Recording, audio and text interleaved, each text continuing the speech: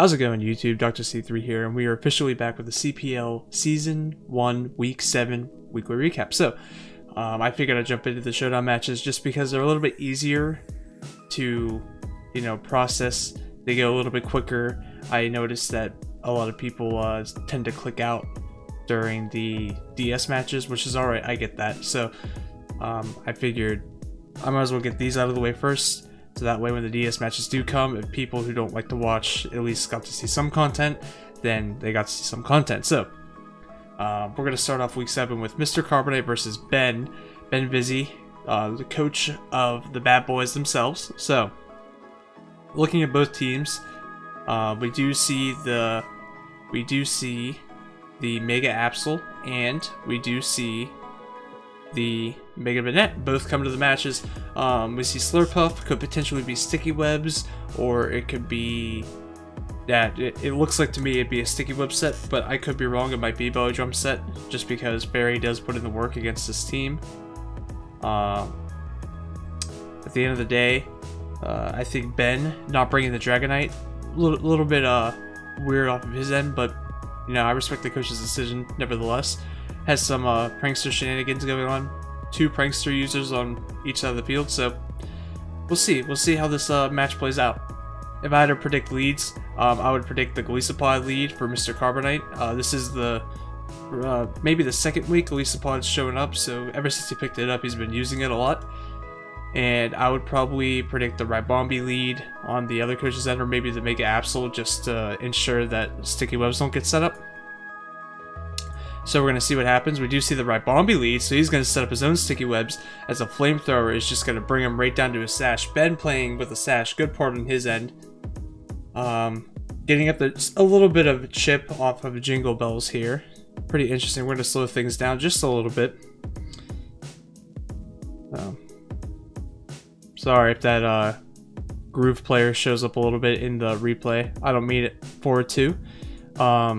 Jingle Bells does go down to a foul play though, so Sableye already showing its dominance here in this match. Brave Bird's going to be able to take out the Sableye though. It's a little interesting to see offensive Murkrow here coming out against Ben, but hey, to each their own. So Glisapod, he doesn't care about those webs. He's going to try and come in and hit the hardest first impression off this Absol as he possibly can. We do see the leftovers too, so got some recovery there. And first impression, it wasn't Mega Absol, by the way. I can't remember what his Mega then was. A little interesting to see there, but nevertheless, first impression does knock him out. Glisapod's going to get its emergency exit, kick him out, but just proving why first impression is such a valuable asset to this team on Carbonite's end, and enigmatic Mortars. So Murkrow's going to come on. He knows he can take any hit from Delphox, immune to Psyshock. Can't really take the... Oh wow, we see a critical hit come from the Brave Bird. So Snapper here with the Prankster Roost too. Seems like Ben is just sacking off his Delphox at this point. Maybe he thought he'd switch 2 times, but at the end of the day, Murkrow picking up 2 kills in this match already with Brave Bird. Just a thing to note that Flying Spam is so crucial to the league, and Brave Bird is putting in massive damage. We see the Rocky Helmet Lurantis set. That's an interesting set. Leaf Blade not going to be able to do enough, but it looks like Rocky Helmet might be able to take up... Oh no, we're going to see the Roost instead. So unless he has something else, we see, wow, a mixed Lurantis with Giga Drain and Leaf Blade. Interesting set. We got to give Ben props there. Maybe he was trying to predict something else coming on Carbonite's team. He figured that he could use both sets pretty well, and Brave Bird just picking up 3 kills. Just going back to it, that Brave Bird spam flying in the league, it's really crucial. You can see it almost knocks out Conkeldurr, but Conkeldurr is definitely going to knock this out. We see a Drain Punch, yeah. It doesn't matter if it's resisted or if it's neutral, Drain Punch was going to knock him out. And we see Trash the Slurpuff, probably going to clean game with the Play Rough, and we do see the Play Rough come out. So Carbonite going to be able to take a 4-0 against Ben, coach of the Bad Boys himself. Looks like Carbonite's going to lock up a number 5 seed playoff spot. So at this point, a little bit of spoilers here. he is going to be playing me week 1. If you guys didn't already see the match, then now you know. So, with that, we're going to jump right into the next showdown match that we have. It's against Ricky and Kingdra Plays Games, 2 fan favorites of the league, as Ricky only has 1 loss, and I believe Kingdra has 2, but that's not to really represent the Kingdras so well. Maybe they only have 1 at this point. I think these teams are both 5-1. I truthfully can't remember. So, at the end of the day, we're going to kick things off. Just stellar lineups from both sides of the field. The Mega Gyarados is huge. Mega Aggron for Ricky. Big defensive threats. So 2 defensive steel types we see coming out. And it'll be interesting to see who wins up this matchup. If I had to predict, I'd say that Tornadus or Ambipom is going to lead on the Kingdra side. Just because they can U-turn and get pivotal momentum against this deceptively fast team with Greninja and Mew and Landorus. So if I had to predict the lead, I'd say it would be either Greninja or Landorus. I don't see why he wouldn't lead either of those 2. They put in so much work against the against the Kingdras. So let's just start it off. We do see the Aggron actually come up. So he wants to Stealth Rocks up. He wants to stop this pivoting. Tornado is just going to U-turn out into Registeel. Registeel knows he could probably take the hits from Aggron and force it out a little bit. So he wants to get up his own Stealth Rocks. Unfortunately, he doesn't get it off in time as Marowak does come in. Paralyzed Marowak, it's already slow enough, so it doesn't really do that much, but it does give him a 50% chance to not hit those moves. And right away, you're going to see that he's going to just break through these paralysis chances and just knock off New Guy or Ambipom, as people know it oh so commonly. Jabu Jabu is going to go for the Dragon Dance on Aggron, and we do see the Thunder Wave on Aggron as well, so trying to slow down this Mega Gyarados. Good prep on Ricky's end, and the Waterfall is still just going to knock out Landorus. So this is a slugfest right out the gate. Hard hitting. You see Marowak, you see Gyarados. They're just like hitting as hard as they can. We're going to see the Trick Room on Aromatisse. It is a Nasty Plot Aromatisse set, so it's looking for the sweep here. It can set up Trick Room, can Nasty Plot up, hit those hard Moonblasts. As you can see, it did, what, 80-some percent, 88% to a Sylveon, so that's crazy. I don't think this Malware is going to be able to take the Moonblast that well either. No, you're going to see it's a 2-shot on the Malware as well. So I think Malware might be faster. No, it's not. Aromatisse is the slowest thing under Trick Room. So interesting thing to note here. So, but Trick Room ends. Jabu Jabu is going to be able to get up. We did see the heal ball from Sylveon, so no more paralysis, but it's not going to matter because Mew's going to one-shot anyway with Focus Blast. Focus Miss to some coaches, but not for Ricky here on this matchup. He just brought all the tech here with Mew, with Ice Beam, with Focus Blast. So offensive Mew, it looks like, being able to one-shot both of those Pokemon pretty effectively. He decides to sack off Ribbon. He thinks he doesn't need it anymore. He thinks Big Bird can take on the rest of the team, so he's just going to go out. Hurricane does do the trick on this Mew, as we do see it's a Life Orb Tornadus. So offensive Tornadus, I don't know if he's going to be able to do much to Aggron. He has the Heat Wave. He's packing it. Not going to be able to do enough for the one-shot, though. His Heavy Slam is going to be able to finish off this Tornadus. It's a good way to climb back for the King, just knowing that he had the Heat Wave. Going to be able to take out that Aggron and potentially be able to live hits from the Greninja, which we didn't see a whole lot of, which leads me to believe that based on that team, it was scarfed.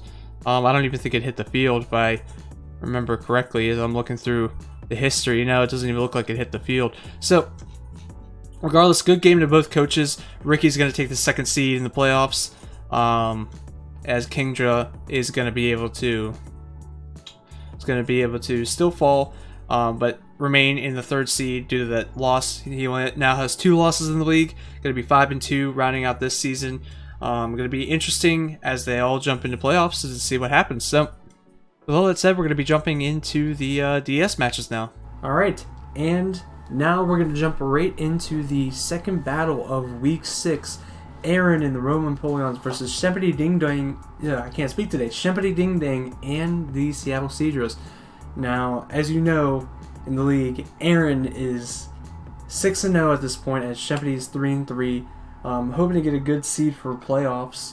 Shempity really needs a win here, and Aaron needs to secure that spot for, first place, or first seed, I should say, going into the quarterfinals of playoffs. So, yeah, with that said, we can see both teams, what they decided to bring. So, Shempy looks like he is probably bringing that sand with the T-Tar, Heliolisk, and, Sand/Core there.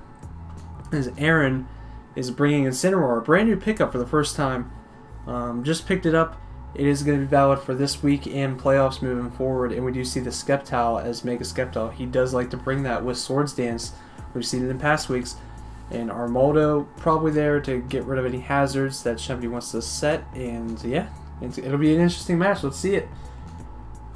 Predictions for leads on both ends. I really think that an Incineroar lead might make a lot of sense. Either that or a Mega Sceptile. As we see, Mega Sceptile does actually come out. As we see Joel, which is the Heliolisk for Shempy. Now we're going to see what Shempy, if he's Scarfed, if he wants to Volt Switch. Now is really fearing that, Heliolisk there. So he decides to switch out, doesn't know what it wants to do. So Incineroar, as, Heliolisk does switch out into Goodra, so doubles on both coaches. As we do see the Muddy Water come out from the Goodra here, and is going to miss the Incineroar. That is big. That is big. As we do see Incineroar is taking it, most likely going to be Assault Vest with that U-turn and knockoff. So, unfortunate miss on his end. I don't know if it's going to matter. We'll see later on in the matchup, as Goodra really fearing that Dragon move from the Mega Skeptile here is going to switch on to the T-Tar, set up the Sand. Goon is in. We're going to see what Mega Skeptile goes for, the Grass move or the Dragon move. It'll be interesting to see. Does go straight for the Dragon Pulses. Goon takes it relatively well. A little bit interesting to see. We do see the Focus Blast come up on the Mega Skeptile. Yeah, because that is some good coverage. And it's going to just straight up one-shot the T-Tar. So Shempy already down 6-5 in this matchup. He's going to go into Sand Slash, maybe hoping for some misses with the Sand Veil. As, Mega Skeptile does not want to stand on this. 747, the Celesteela, the leading kill leader, comes out. Predicts the Poison Jab very nicely, as Rock Slide isn't going to do a lot. We're going to see it has some defensive ball, because Flash Cannon is really gonna hinder that Sand Slash. Really hoping for a miss here with that Sand Veil. Does not get it on Shempy's side, so Sand Slash is gone as well. We're going to see the Beast Boost and the Special Attack, so he is rocking a lot of Special Attack, most likely Modest, to get that Beast Boost, unless he's running some crazy EV spread. I don't know. He's going to switch out. And goes back into Frosted Flakes to get the Intimidate. We're going to see excuse me. We're going to see the Fire Blast come out. Good switches on Aaron's side of the field, as Shempy really isn't, getting a lot of momentum out of this matchup. We're going to see a second Muddy Water miss. That's unfortunate, as another U-turn comes out from Incineroar. Mega Skeptile comes in, most likely going to Dragon Pulse again. And Goodra looks like it's going to be a sacrifice here, having so little health left in the match. But there's a Dragon Pulse. It is going to knock out Lebowski, the Goodra. Goodra goes down 6-3 already for Aaron. Not looking good for Shempy. It'll be a quick matchup. Khalifa, the Mega Glalie comes out, so we're going to see if he's packing the Ice Shard or not. Mega Skeptile switches out. He says, "Nuh-uh, I'm not taking any ice moves. I'm going to leave that to Frosted Flakes here. Going to get that Intimidate off.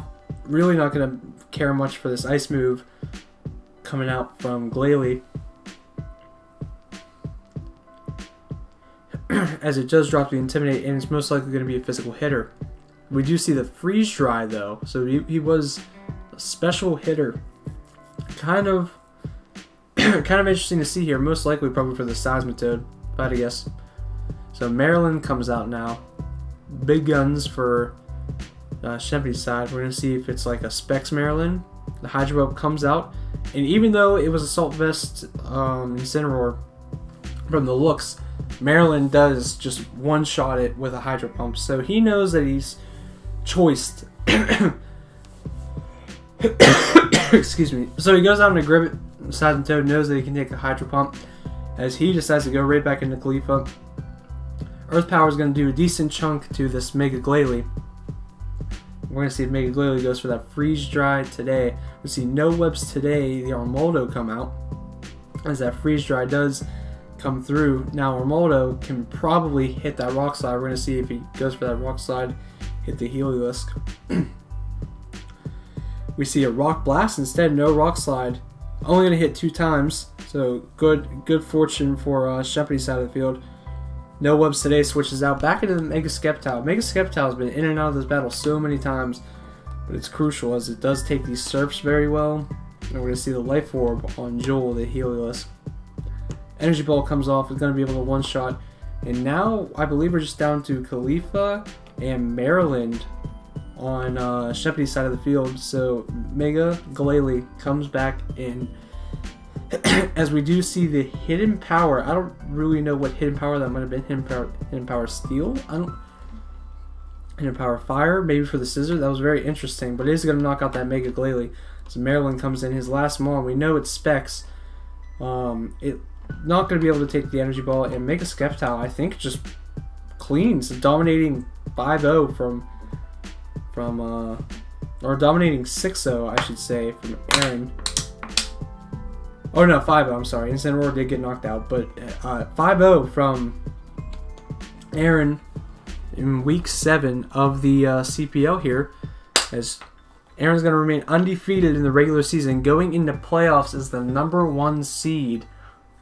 Number 1 seed, as Shempedy is going to be 3-4. We're going to see where he falls later on in the week. Now, without